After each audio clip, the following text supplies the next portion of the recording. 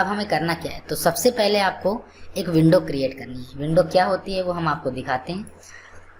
जब आप इस गेम को रन करते हैं तो ये जो विंडो आ रही है, आप यहाँ पर देखिए इस जगह पर ये विंडो, ये इतना बड़ा स्पेस आ रहा है, इसको विंडो बोलते हैं।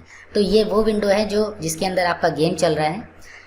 इसमें इस विंडो का नाम भी हमने दिया हुआ है माई कार गेम। आपको लगता है कि आप कुछ नाम देना चाहते हो अलग सा, आप वैसा नाम दे सकते हो। तो सबसे पहले हमें क्या करना है, इस विंडो को क्रिएट करना है। सबसे पहले हमें इस विंडो को क्रिएट करना है, तो हम यही करने वाले हैं। चलते हैं यहाँ पर। हम सबसे पहले पाई गेम को हमें इंपोर्ट करना पड़ेगा, क्योंकि पाई गेम अगर इंपोर्ट नहीं करेंगे तो पाई गेम के अंदर के जो भी फंक्शंस हैं उनको हम यूज़ नहीं कर पाएंगे। तो सबसे पहले हमें इंपोर्ट करना है पाई गेम,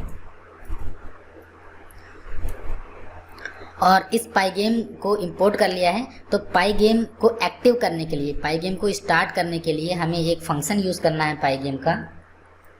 तो हम यहाँ पर बोलेंगे पाई गेम डॉट आईनिट। ये जो आईनिट फंक्शन है, इससे पाई गेम एक्टिव हो जाता है। पाई गेम के अंदर के जितने भी फंक्शन होते हैं वो एक्टिव मोड में आ जाते हैं। तो ये हमें 2 कमांड यहाँ पर रन करानी है। तो ये कराने के बाद में अब हम क्या करेंगे, यहाँ से अपने गेम को राइट करना स्टार्ट करेंगे, गेम के कोड को लिखना स्टार्ट करेंगे।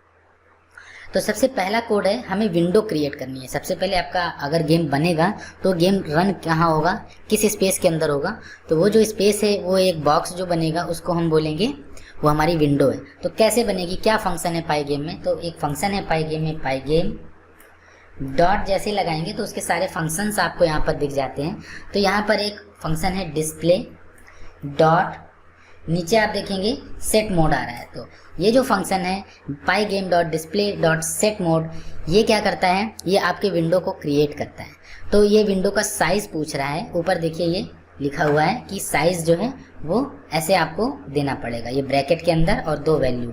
तो 2 वैल्यू में एक तो x हो गई है हॉरिजेंटली ऐसे, इसको हम चला के दिखाते हैं। हम जब भी विंडो को क्रिएट करते हैं हमको 2 वैल्यू पास करनी होती है, एक तो हॉरिजेंटल एक तो वर्टिकल वैल्यू।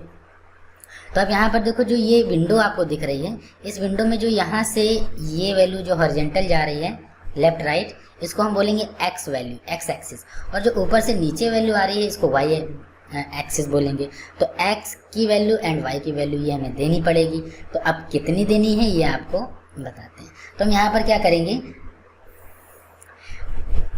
ब्रैकेट लगाएंगे, पैरेंथेसिस ब्रैकेट या राउंड ब्रैकेट भी कुछ लोग बोलते हैं, और इसके अंदर हम वैल्यू देंगे। तो हम वैल्यू दे रहे हैं 800 बाई 400। तो 800 जो ये पहली वैल्यू है ये एक्स वैल्यू है, हॉरिजेंटल वैल्यू, और जो 400 है ये वर्टिकल वैल्यू है, ऊपर से नीचे वैल्यू आएगी। अब ये वैल्यू हमने दे दी, पर इस पूरे फंक्शन से क्या हुआ, हमारी विंडो क्रिएट हो रही है। पर हम चाहते हैं कि जो ये विंडो बन रही है तो इस विंडो का एक नाम होना चाहिए। तो हमने इस विंडो को नाम दे दिया लेट्स की माई विंडो। ये माई विंडो जो है हमने इसको नाम दे दिया है। तो हम जरा इसको रन करते हैं। तो राइट क्लिक करेंगे और रन गेम पर क्लिक कर रहे, देखिएगा यहाँ नज़र रखना आप लोग, थोड़ा सा वेट कर रहा है, ये करने देते हैं। ये देखिए ये एक विंडो आई और चली गई। फिर से राइट क्लिक करते हैं, रन, देखिए यहाँ पर ध्यान से, ये देखिए विंडो आई चली गई। तो ब्लैक कलर की विंडो आ रही है और चली जा रही है विद इन अ सेकेंड, वो रुक नहीं रही है यहाँ पर। अब ऐसा क्यों हो रहा है, क्यों नहीं रुक रही है, क्योंकि देखिए कोड हमेशा ऊपर से नीचे की तरफ रन होते हैं। तो सबसे पहले ये कोड रन होता है, फिर ये कोड रन होता है, उसके बाद ये रन कोड होता है। इसके नीचे कोई भी और कोड तो है नहीं, तो ये फिर से घूम के यहाँ पर आ जाता है और फिर से चलता है।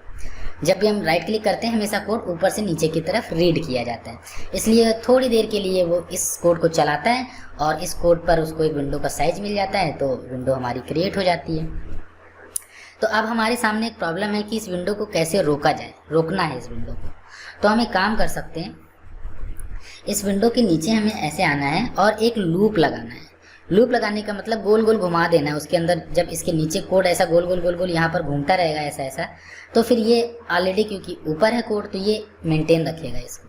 तो हम क्या करेंगे, यहाँ पर हमें बोलना है वाइल, वाइल एक लूप है और स्पेस देना है, वाइल ट्रू करना है इसको।